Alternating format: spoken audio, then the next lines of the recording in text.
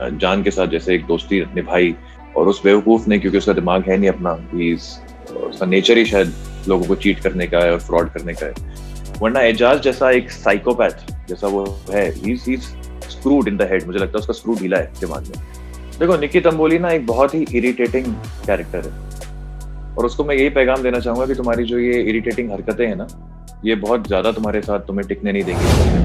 But being outside the Big Boss house, we can only speculate कि घर के अंदर क्या हो रहा है।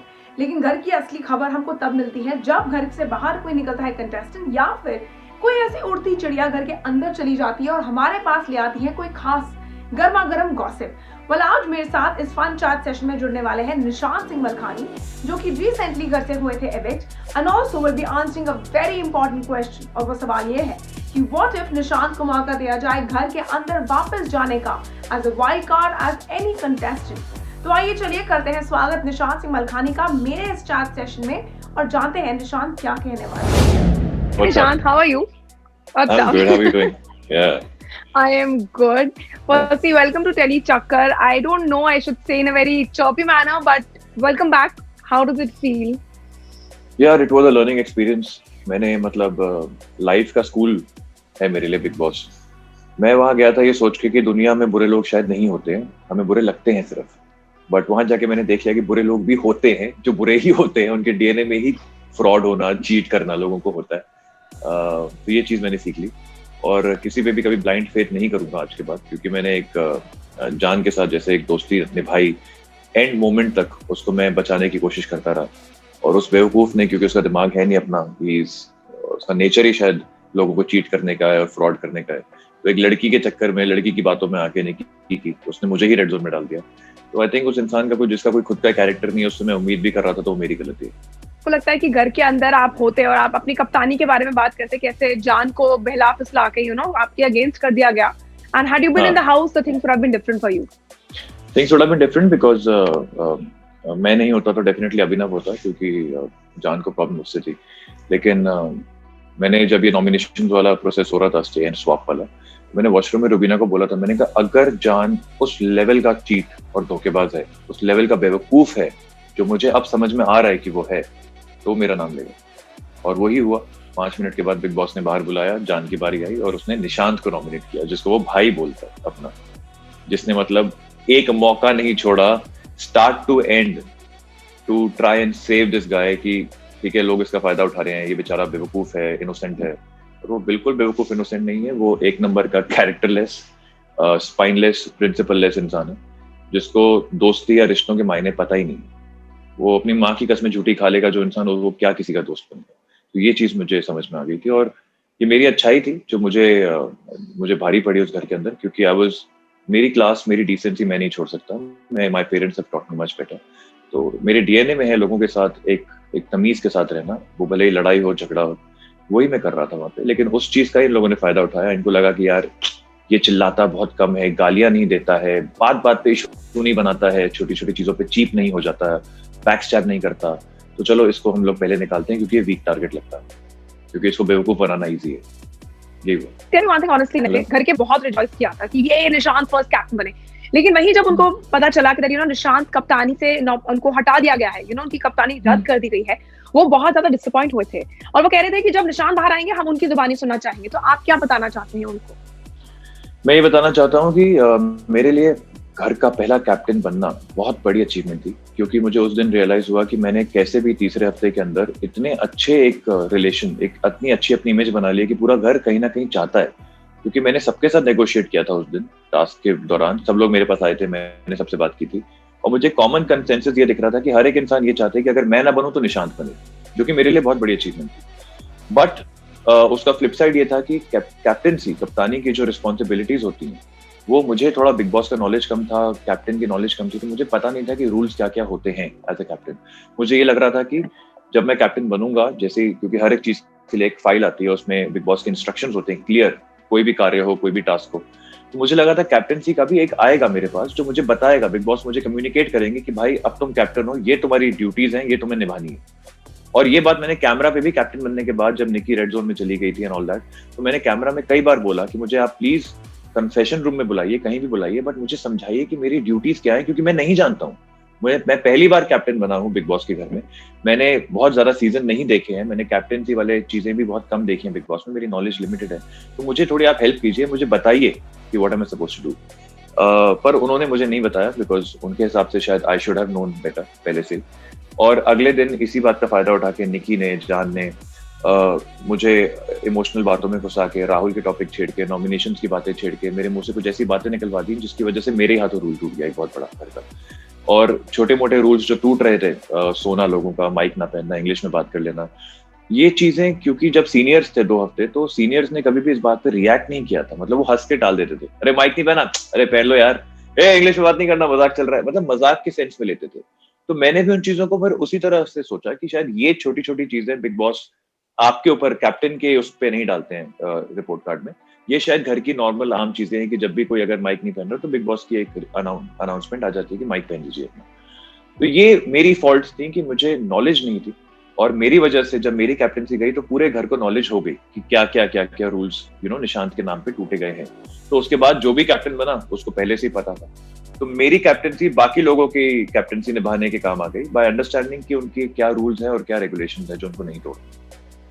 Okay, tell me one thing, आपने सीनियर्स की बात करी, तो सीनियर्स जब घर में आए थे तो आपने देखा होगा कि कैसे सिद्धार्थ का बॉन्ड एक तरीके से कहीं जान के साथ बना, फिर गौहर और हिना आपको नजर आए रुबीना के लिए कुछ तारीफ करते हुए। तो आपको क्या लगता है कि सीनियर्स के साथ सबसे करीबी बॉन्ड किसका था, वो भी सच्चा वाला, और किसका था फेक वाला? यार सीनियर्स के साथ ना क्या हो रहा था घर में, एक बड़ा स्कूल वाला सिस्टम हो गया था कि सीनियर्स आए और वो आपको कहीं ना कहीं उनके ऊपर आप बात नहीं कर सकते क्योंकि वो सीनियर्स हैं, बिग बॉस के सीनियर्स हैं वो। तो एक बड़ा स्कूल सिस्टम हो गया था कि जहां हमें जिम जाना है तो हिना की परमिशन चाहिए, किचन में कुछ बनना है तो गौहर की परमिशन चाहिए, बेडरूम में किसका बेड कौन कहाँ सोएगा ये चीज सिद्धार्थ डिसाइड करेगा। तो बहुत चीजें ना ये लोग डिसाइड करके हमारे बीच में करवा के दे रहे थे। मेरा ये मानना है कि बिग बॉस एक ऐसा शो है जहां पर आपको कंटेस्टेंट्स को छोड़ देना चाहिए। एक घर में आपने छोड़ दिया, उसके बाद हर एक डिपार्टमेंट में कौन कैसे क्या करेगा वो आपस की लड़ाइयां होनी चाहिए, rather than having a teacher और a senior in the middle जो कोऑर्डिनेट करके लड़ाई करवाए और बताए कि आप ये करेंगे आप वो करेंगे। गौहर ने भी कई बार किचन की ड्यूटीज असाइन करी थी। तो मेरा मानना यह है कि वहां पर हर इंसान ना उनको इम्प्रेस करने के लिए बहुत मेहनत कर रहा था, क्योंकि सबको ये बता दिया गया था कि आपका टू बी कंफर्म से कंफर्म का स्टेटस जो भी होगा उसमें सीनियर्स का एक बड़ा हाथ होगा। तो हर एक इंसान वहां चापलूसी कर रहा था। मैं बीइंग माई सेल्फ नहीं कर रहा था। मैंने ना सिद्धार्थ को जबरदस्ती खुश करने की कोशिश करी, जबकि I think is a very nice guy, is a sensible fellow. चिल्लाता है जो भी करता है लेकिन लॉजिक से बात करता है, सही बात करता है। गौहर हिना भी मैं रिस्पेक्ट बहुत करता हूँ उनकी, लेकिन मेरे में वो है ही नहीं कि मैं चापलूसी करूं जाके, मैं मक्खन मारूं, मैं जूस बना के पिलाऊं, मैं सैलेड बना के खिलाऊं। मुझे वो सब लगता है बिग बॉस का काम नहीं होना चाहिए। बिग बॉस जैसे शो में आपको ये नहीं करना। बिग बॉस में आप अपनी पर्सनालिटी, अपनी खुद की लड़ाइयां लड़ने आए हो। तो ये चीज वहां होती थी। तो किसी का भी बॉन्ड मुझे नहीं लगता वहां पे रियल था सीनियर्स के साथ। हर एक इंसान बस उनको मक्खन मारने के पीछे पड़ा हुआ था और सारी हरकतें कर रहा था just to earn some brownie points. Okay, tell me one thing very honestly, Nishant. Right now, you are saying that your eviction घर से होना was completely unfair, and आपकी जगह अगर होता तो अभिनव कहीं ना कहीं निकल जाते। तो आपका क्या मानना है? अगर रेड जोन में जान ने मुझे नॉमिनेट नहीं किया होता तो अभिनव होता, और अभिनव का निकलना मुझे लगता है हाई चांसेस थे। लेकिन वोटिंग के हिसाब से जो हम 4 लोग थे उसमें कविता का आउट होना था क्योंकि वोट्स उसके मिनिमम थे, मेरे शायद सेकंड हाईएस्ट थे ऑडियंस के votes. That's why I think it's a little unfortunate. Okay, तो अगर आपको अब दोबारा मौका दिया जाए, बिकॉज अब आपने कहते हैं ना एक छोटा सा प्री स्कूल कर लिया है बिग बॉस के अंदर, and you understood what to do and what not to do. अगर आपको मौका दिया जाए, क्या आप घर के अंदर दोबारा जाना चाहेंगे एज अ वाइल्ड कार्ड? अगर मुझे मौका दिया जाए एज अ वाइल्ड कार्ड घर में जाने का, तो मैं अब उस आइडिया से नहीं जाऊंगा कि मैं अब ट्रॉफी जीतने जा रहा हूँ, मैं अपना असली अपनी सोल दिखाने जा रहा हूँ, क्योंकि मेरी अच्छाई का वहां पे फायदा बहुत उठाया गया है। और बहुत लोगों ने, बी एड एजाज, बी एड पवित्रा, बी एड जान, निकी, इन लोगों ने मेरी अच्छाई का बहुत बुरी तरह से फायदा उठाया क्योंकि उनको लगा कि ये इजी टारगेट है। लेकिन अब अगर मैं गया तो अब मैं ट्रॉफी के लिए नहीं जाऊंगा, I will go for vengeance now. अब मैं उस हर एक इंसान की बजाने जाऊंगा वहां पे कि जिसके असली रूप, असली चेहरा मैंने एपिसोड्स में देख लिया है और काफी हद तक मैं वहां घर में भी समझ ही गया था। तो if I go back now, आप समझ लो कि हर एक इंसान के सर पे एक एक बम फोड़ के आऊंगा। ओके, अब जब आपने एजाज और पवित्रा की बात करी है, तो फिलहाल एजाज और पवित्रा को घर के बाहर रिलेट किया जा रहा है हमारे अर्जुन एंड हमारे परिणीति के इस मूवी इश्कबाज के 2 उन प्यार में डूबे नेगेटिव हेटर्स या जो भी आप कहना चाहें उनसे, बिकॉज इनका बॉन्ड किसी को घर के बाहर समझ नहीं आ रहा है। आप घर के अंदर से आए हैं, आप क्या बताना चाहेंगे ऑडियंस को? समझ में आएगा भी कैसे? जो है ही नकली वो कैसे समझ में आएगा? आप एज एन ऑडियंस, हमारी ऑडियंस इंटेलिजेंट है, बेवकूफ नहीं है। उनको असली नकली सच झूठ सब समझ में आता है। एजाज पवित्रा के स्टार्टिंग में 1-2 झगड़े हुए थे, जिसके बाद उनको ये हिंट मिल गया था कि हमारे झगड़े ना लोगों को सही लगते हैं, इंटरेस्टिंग लगते हैं थोड़े से। उन्होंने उस चक्कर में डॉल वाले टास्क में 1.5 घंटा 2 घंटा रेगुलर इम्प्रोवाइज कर करके जबरदस्ती लंबा झगड़ा किया, जिससे उनको फिर से फुटेज मिली। फिर उनको समझ में आ गया कि यार झगड़े तो बहुत हो गए, अब साथ में हम क्या करें, चलो एक लव एंगल स्टार्ट करते हैं। तो उन्होंने वो बहुत ही प्री प्लान्ड वे में एक लव एंगल स्टार्ट किया आपस में, जो वो सिर्फ कैमरा के लिए, आप सबको दिखाने के लिए एक्टिंग करते हैं। वरना एजाज जैसा एक साइकोपैथ जैसा वो है, he is screwed in the head, मुझे लगता है उसका स्क्रू ढीला है दिमाग में।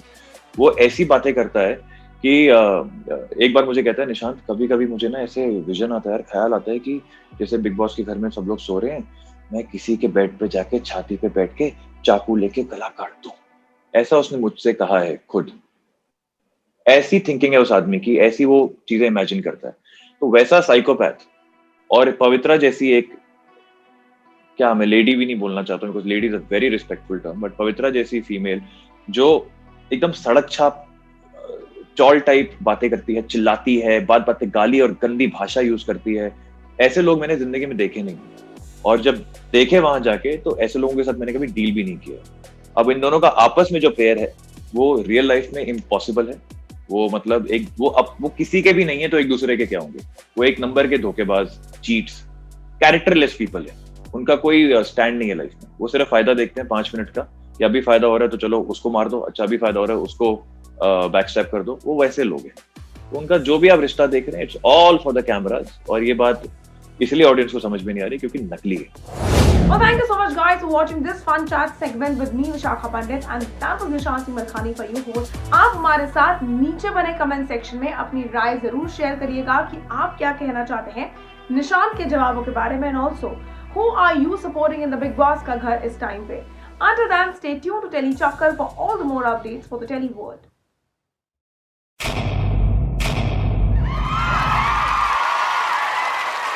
Know all about the Telly world by subscribing to Telly Chakkar's YouTube channel. Don't forget to hit the bell icon to stay updated to our new videos.